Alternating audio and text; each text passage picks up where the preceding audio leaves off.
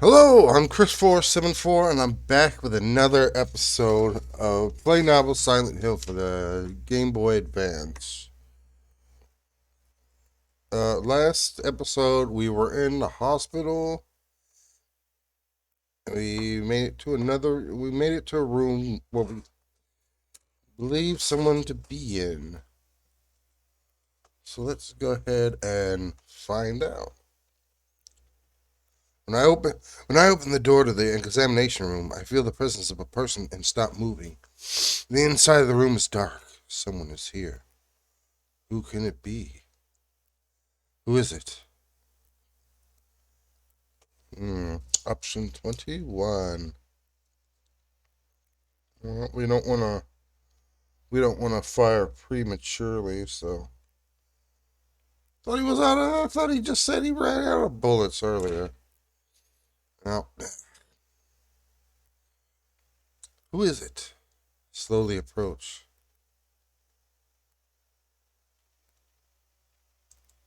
Is it? Oh, okay. I thought wasn't sure that whether the retro arch was muted or not. Once the woman realized that I was a human, she ran towards me and threw her arms around me like a child would. Finally, someone else who's okay. After mumbling those words in a tearful voice, she held me more tightly. Who are you? My name's Lisa Garland. What's yours? Harry Mason. After we exchanged our simple introductions, I sat in a chair and she sat on the bed so that we were facing each other. The woman that called herself Lisa had blonde hair and an intelligent look to her. Maybe she might know something. At the moment I was about to speak, the woman began talking. Harry, tell me what's happening here. Where is everybody? I must have gotten knocked out. When I came to, everyone was gone. Her voice did not feel like it was coming from her body, and was accompanied by a strange reverberation. It's awful. So you don't know anything either? Great, I just don't get it. It's like this is all some kind of bad dream. As I selected my words, I have a feeling that even my own words are not coming from my body. Let me ask you. Yeah, a living nightmare. Let me ask you, have you seen a little girl around here? Short black hair, 7 years old, I muttered. Cheryl, in a voice that Lisa would not hear.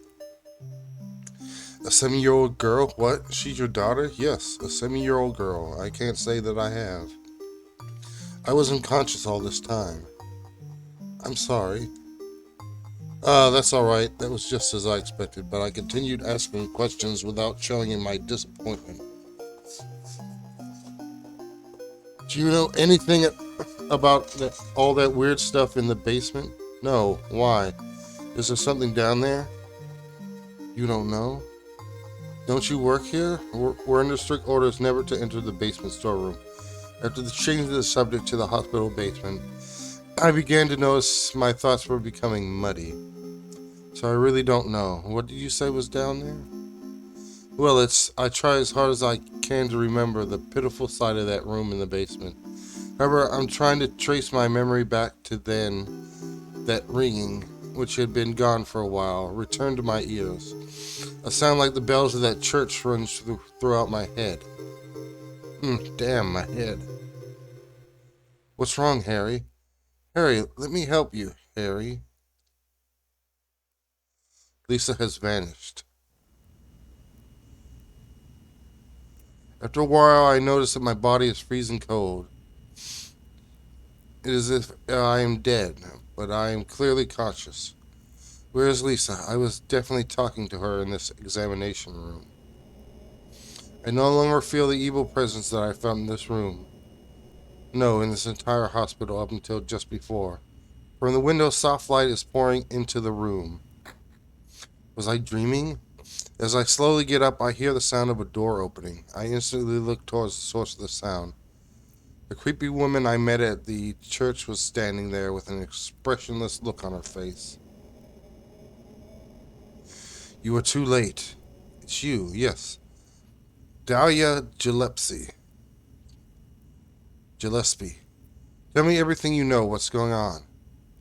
Darkness, she responded before I was even done speaking. The town is being devoured by darkness. The woman continues while maintaining a devout look. Strength must overcome petty desire. Child of sleep talk. I knew this day would come. What are you talking about? I don't understand a word of this.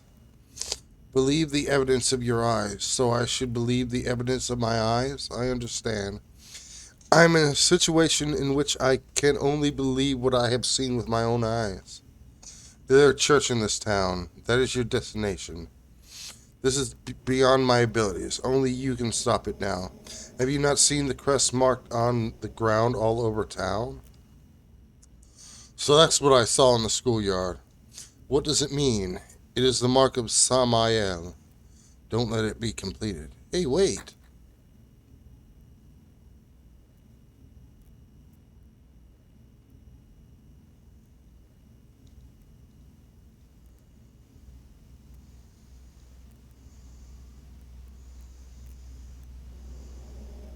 Um,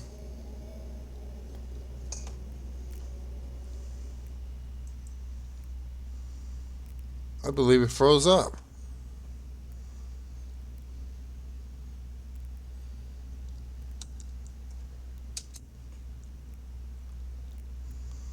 That's not good.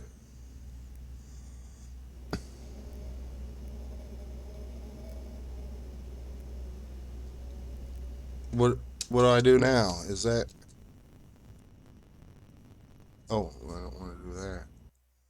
What if I reset it?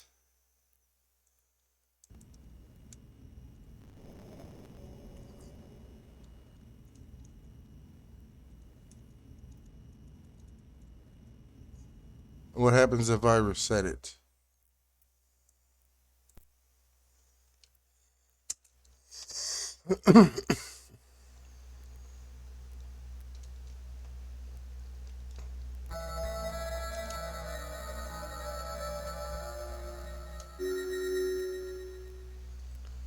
Chapter 8.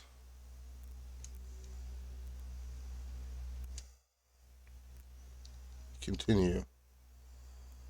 I'm on chapter 8. Oh, okay. Okay, we can skip all this.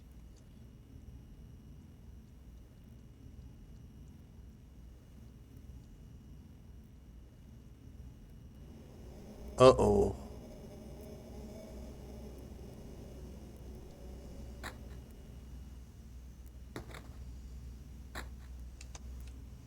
Okay, let's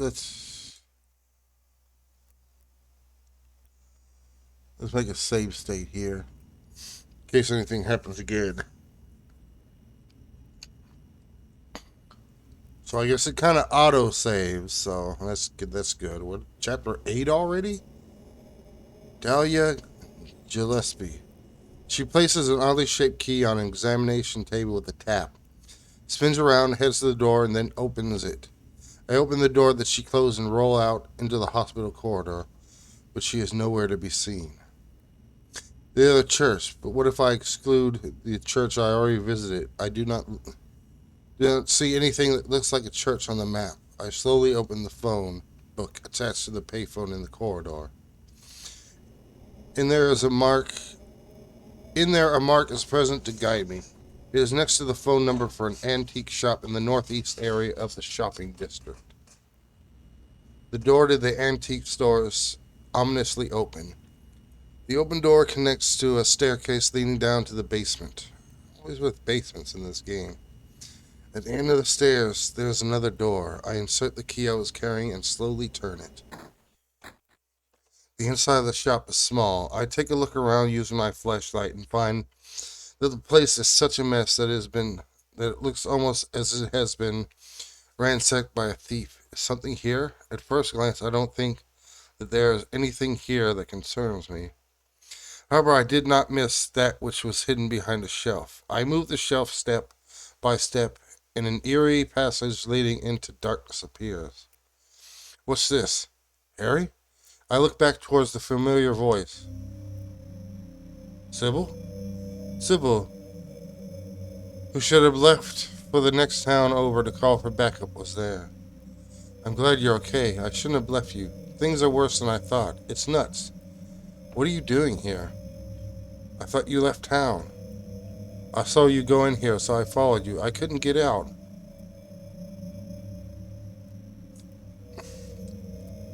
All the roads out of town are blocked. Cars have completely stopped running. The phones and radios are still out, too. What about my daughter? Did you see her? I did see a girl. My heart began to beat faster.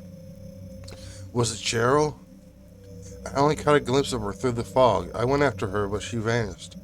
I don't know about your daughter, but... And you just let her go? Where was it? On Bachman Road. She was heading towards the lake. Now don't get excited. It wasn't like she ran off exactly. There was no place for her to go. Bachman? Like Richard Bachman? The pseudonym of Stephen King? The road has been obliterated. What? So then Cheryl? It was like she was walking on thin air. An uncomfortable silence occurs between the two of us. What about you? Anything? Yeah, I met this bizarre woman. Her name's Dahlia Gillespie. Do you know her? Dahlia Gillespie? No. And? She said something about the town being devoured by darkness. Gibberish like that. Any idea what it means? Darkness devouring the town must be on drugs. They sell them to tourists. The force still can't figure out who's behind it. None of our leads have panned out, and the investigation is stalled. Drugs? Sybil's response was far from what I had imagined, and so I shake my head back and forth. What could drug trafficking have to do with all this? I really don't know, but maybe that's the darkness she was talking about. That's all I can think of. Sybil looked slightly irritated and took a long breath. Then she shifted her gaze to the passage behind the shelf. What's this? Just discovered it. Maybe there's something back there. Let's have a look. Sybil. Wow.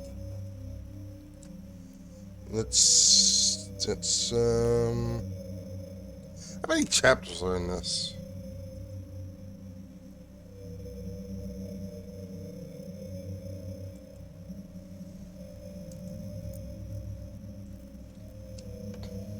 Out of curiosity.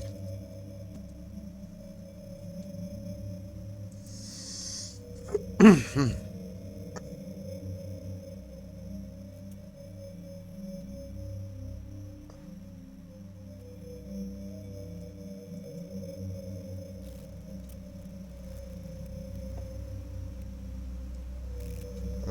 curious.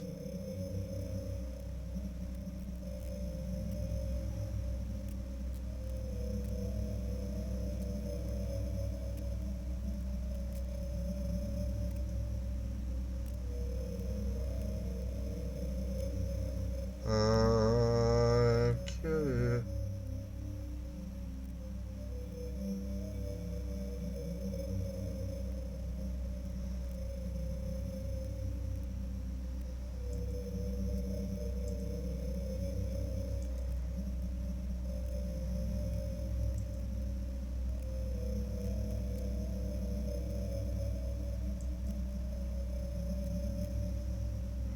Many chapters.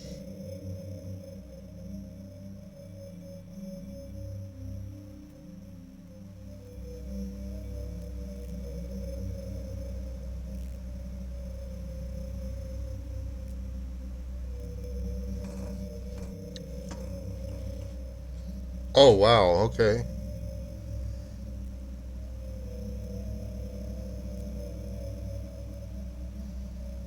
This here's there's 20 chapters.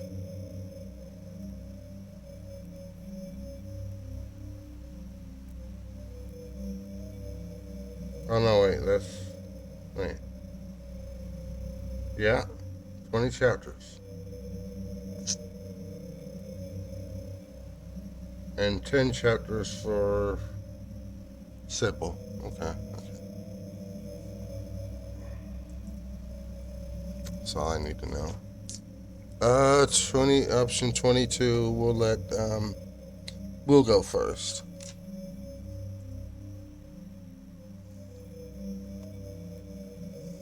Wait, we don't know what's back there. I better check it out first. I'm a cop. I should go. No, I'm going, I said in a rough tone. All right, I'll cover you from here. Be careful. If anything looks fishy, get back here on the double. Okay. I peer inside the hidden passage.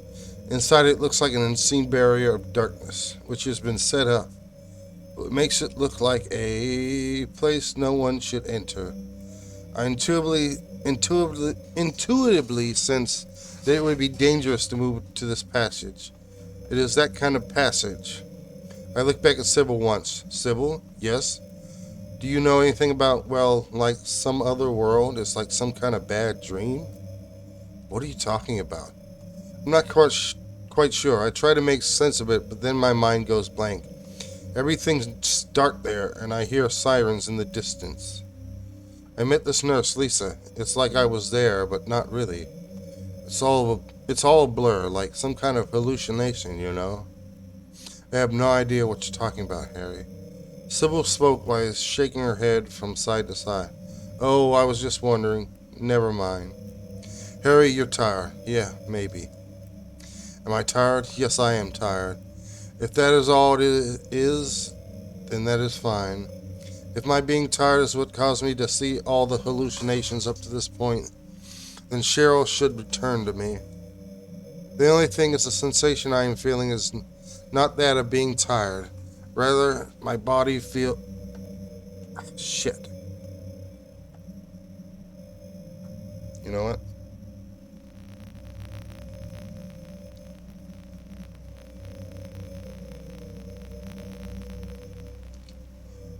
The only thing is the sensation I am feeling is not that of being tired. Rather, my body feels as if I have been on the floor, sleeping continuously like a human in cold sleep.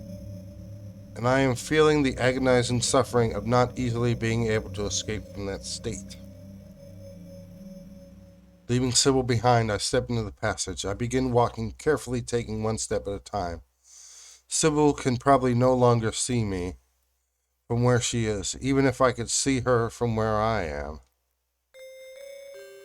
I made my way into the room at the end of the passage. It is small, and the smell of something having been burned is in the air. Once I saw an altar appear in the darkness, I realized that this is the church that Dahlia was talking about. I look around the area. An axe had been displayed on the wall, but nothing else stands out. While shaking my head, I decided to try going back through the passage I came from, and at that moment, a light bright enough to make me look away emanates from the altar. I think I heard the sound of a giant match being stuck. Stuck? You mean struck. And then two enormous pillars of flame rose from the altar, as if a ritual were beginning or something. Even at the distance I am at, I can feel the heat from those flames. My surprise in that heat caused me to fall into a state of barely being conscious, and then I gradually lose myself until I finally end up lying face down on the concrete floor. And the coldness that remained in the floor was drawn away by the heat as my consciousness grew distant. Harry? Are you okay, Harry? Harry? Where am I? Harry? Lisa? Then I'm in the hospital. You were having a bad dream, was I? Hey, you don't look too good. Are you okay? I'm fine. Nothing you need to worry about. Well, if you're sure. Lisa, do you know a woman named Dahlia Gillespie? Oh yeah, that crazy Gillespie lady? She's kind of famous around here. She never sees anybody, so I don't know that much about her. But I heard her kid died in a fire, and supposedly she's been crazy ever since. Well, she says the town is being devoured by the darkness. Do you have any idea what she's talking about? The town devoured by the darkness? Yes, I think I do. Before this place was turned into a resort, the townspeople here were on the quiet side. Everybody follows some kind of queer religion, weird occult stuff, black magic, that sort of thing. As young people moved away, the people figured they'd been summoned by the gods. Evidently, things like that used to happen around here all the time. Before the resort, there wasn't really anything else out here. Everyone was so flipped out. Gotta blame it on something. Then a lot of new people came in, and everybody clammed up about it. A cult. Last time I heard anything about it, it was, gosh, years ago when several people connected with developing the town died in accidents. People said it was a curse. Oh, I'm sorry, I'm rambling. I'll shut up. Lisa is. The reverberation of Lisa's "I'll shut up" remained in my ears. I wonder how long I been asleep. I found myself in that antique shop again, lying face down in the same position I was in just a short while ago. Was that another dream? Did I pass out again? I don't want to think so, but maybe this is all just going on in my head. I could have had a car accident, and now I'm lying unconscious in a hospital bed. I don't know what's real anymore. Sybil said Cheryl was heading towards the lake, but the road to the lake is blocked. Aren't there any other roads? Lisa would probably know. Although I am limited in what I can do, I still have one piece of information for finding Cheryl, so I cannot just remain here. I energetically stand up, open the door of the antique shop, and rush back into the town.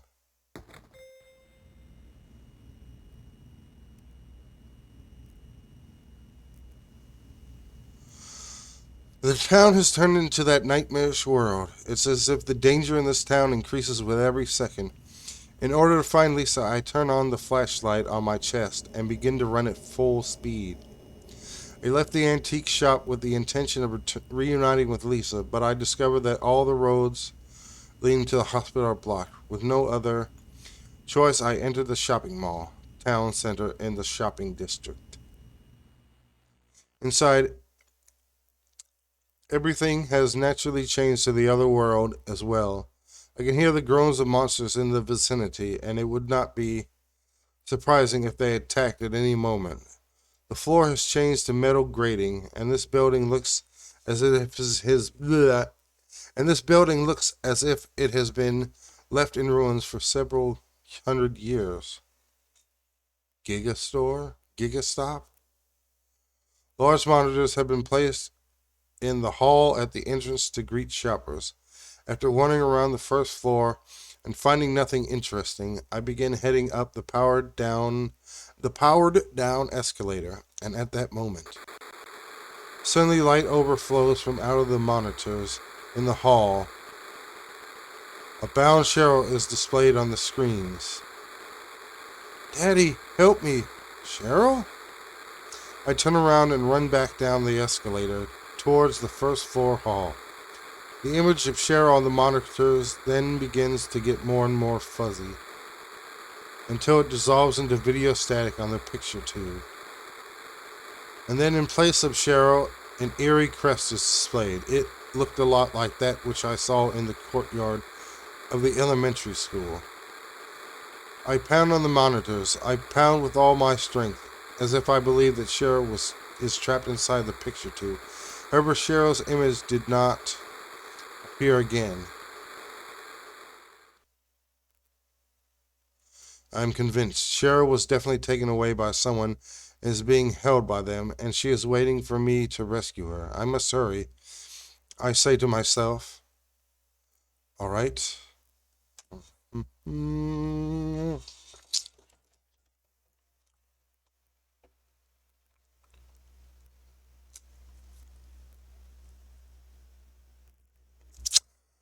Search the second floor or search the top. Search the second floor or search the first floor. Let's go with the first floor. Instead of going up to the second floor, I decided to check out the first floor. Dilapidated department stores can be seen through the metal gratings. Everything is scattered around, and a giant spider web bigger than any I had ever seen stretches throughout the area. Spiders, great. I walked along the fence that bordered the first floor. After passing by a show window with mannequins, I came to a walled-off space. Sand is spread all over the open area inside, and it is lit by incandescent light from above. At first glance, I thought it was outside. There appears to be a high ceiling that cannot be seen so well in the dark. There's a circular hole in one of the metal gratings that surrounds the area. From there, I can enter the area. I bent down and stepped into the walled-off area. Upon moving in just a bit, I find a rifle.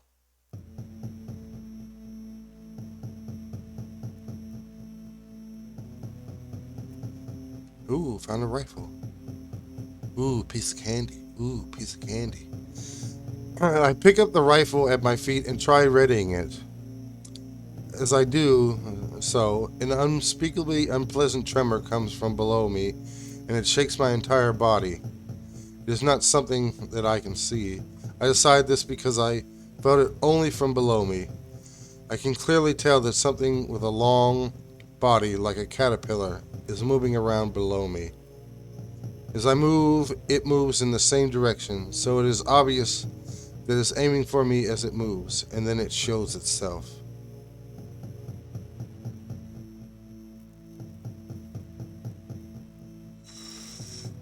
It is a giant caterpillar about 5 meters long. It sprays a green liquid from its fierce, tusk-covered mouth. I can tell that the liquid is poisonous just from looking at it, and that it is definitely being discharged towards me. I did not dodge it in time, so some of that liquid got on my arm. The pain is sharp. Red is rising up where the poisonous liquid got on me, as it is dissolving the components of my skin. Damn. Option 24. Yeah, we're gonna friggin' run. I've got to escape. I turned around. The only thing I am satisfied with is getting a hold of the rifle. But I cannot find the hole in the fence that I just came through. Odd. I begin to run. However, it pursues me from under the ground with unthinkable speed. The tremors at my feet gradually get stronger and stronger. I fling myself to a stop and notice a steel plate lying in front of me. However, they're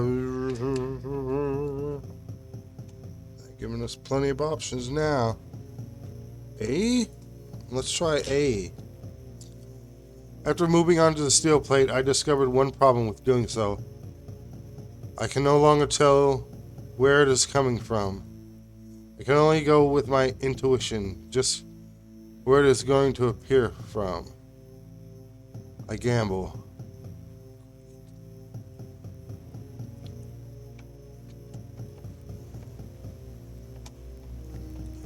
$26. Let's say B. Front. The front. I hold the rifle low and aim at the area where I think it'll come out with my finger poised on the trigger. I pulled the trigger at the same time I heard it come up from out the ground. However, the bullet just flies through the air. Once I realized that it was already too late. Its giant body was towering over me from behind, with its tusks already brimming with poison. And then that poison liquid fell upon my raised arm. Ow! Ow! I immediately turned, aimed at its abdomen, and fired. Luckily, the poison liquid only burned my jacket and did not reach my skin. I pulled the trigger over and over until I ran out of bullets. As its screams echoed, the only thing that kept me going as I was about to pass out was Cheryl's smiling face in my memories.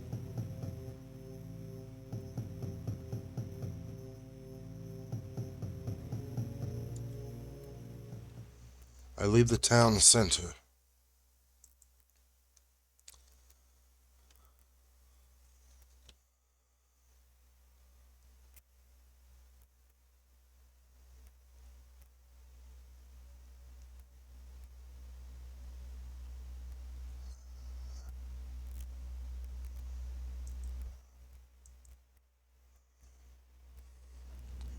Perhaps the caterpillar from before was blocking my path to the hospital. As my route, which had been blocked until just before, was now restored. The entire town seemed like the insides of an enormous living thing. If a part of it is treated, then a part of it is destroyed. If a part of it disappears, then a part of it appears. I get the feeling that I'm wandering around within a living organism that has become a labyrinth. I opened the gate to the hospital and then energetically opened the door of the examination room. Inside, Lisa was waiting for me. Harry! She changes from looking completely exhausted and rushes over to me in an innocent, childlike way. Glad you're okay. Thank God you came back. I was scared to be here all alone. I'm here now. I was worried too. I'm real happy to see you. I lightly hug Lisa and gently draw away. I then speak by looking into her eyes. Lisa, can you tell me how to get to the lake? The lake? You take Bachman Road. The road's blocked. I recall what Sybil told me. Well, that's the only way out there. Are you sure? There's got to be another way. Lisa places her hand on her chin and thinks for a bit. Then her eyes open wide as she has realized something. Wait, I just remembered something. What? There's a waterworks over by my old elementary school. It's been abandoned for years. There's an underground tunnel out there used for inspections or something. I remember hearing it runs all the way to the lake. Really? You think I can get to the lake from there? I've never been down in there myself, so I'm not positive. Besides, it's all fenced off to keep people out. If there's a chance, I've got to try. Lisa embraces me again, just as I think that her face is beginning to look tearful. Harry, don't go. I don't want to be alone. It's so scary I can't stand it. This one room is in an empty hospital. In this state, in which monsters could kick in the door and enter at any time, she has no weapons with which to defend herself with. So her beauty... Wait. So her being gripped with fear is only natural. What should I do? Ooh, take her with me or leave her here?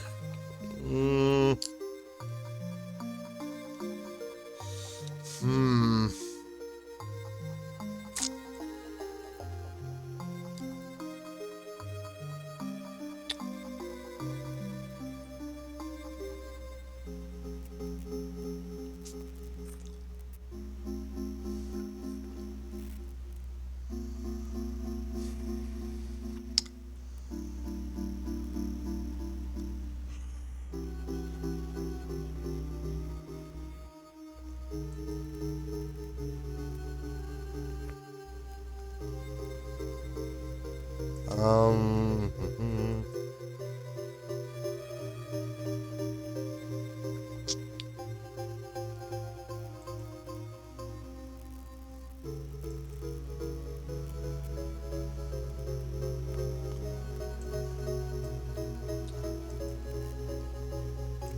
I don't know.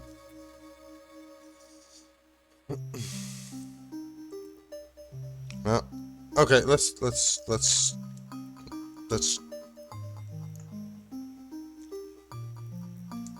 take her with us. I speak, how about coming with me? This may not be the safest place in the world either. I can't promise you anything, but I'll do my best to protect you. No, somehow I feel I'm not supposed to leave this place. Oh, Harry, I'm so scared. I'm cold. I waver. Is it okay for me to leave Lisa alone? But then what will happen to Cheryl? Cheryl is only me to depend on. My concern for Cheryl cannot be compared with my concern for Lisa. After all, she is my daughter. Look, just wait here a little longer. I'll be back as soon as I find my daughter. Perhaps those words rang cold for Lisa. But there is nothing that can be done. I must save my daughter. Harry?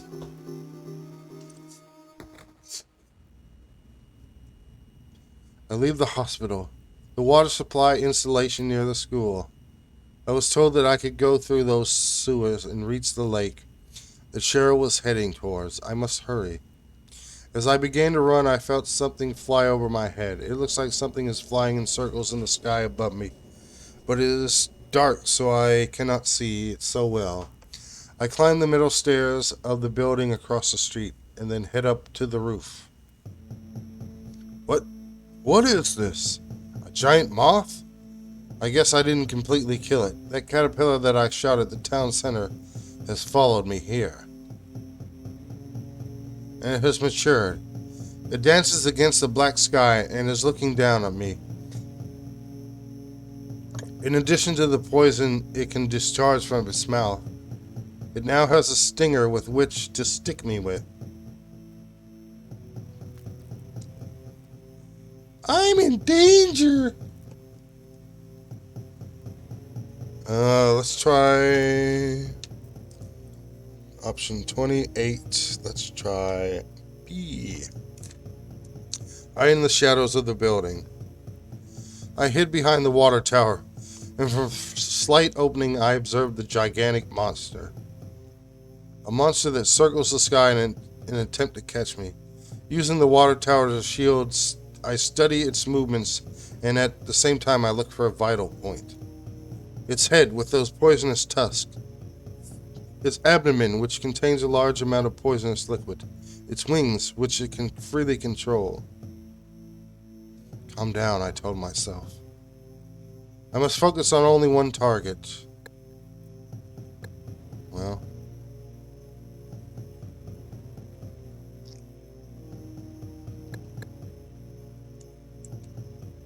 I should go for the head. I'll go for the head.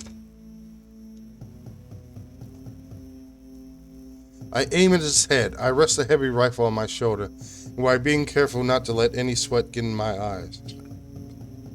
Excuse me. I place my finger on the trigger. Like many creatures, this monster has a brain.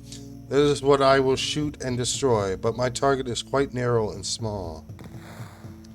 The sound of my first shot reverberates into the night, but the bullet just grazes its head and disappears off into the darkness. Damn! But I do not give up. I must get closer to my opponent. But if I draw it in, then I must be ready, as doing so would be accompanied by danger. I avoid a shower of poison. Unfortunately, the wind has begun to blow. To adjust its wings to the wind takes all of its strength, and it appears to be having a difficult time attacking me. This is my chance. I once again steady my aim, and then I pull the trigger twice in a row.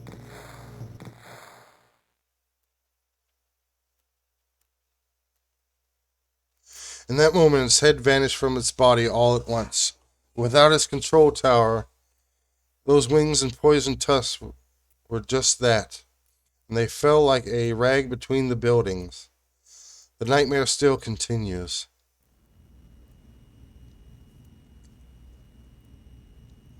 38 minutes. That's a good stopping point for this episode. Yeah, I'm not sure how much longer, how much more we got to this scenario. But yeah, well,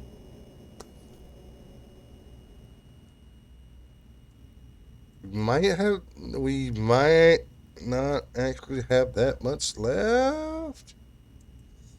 Maybe.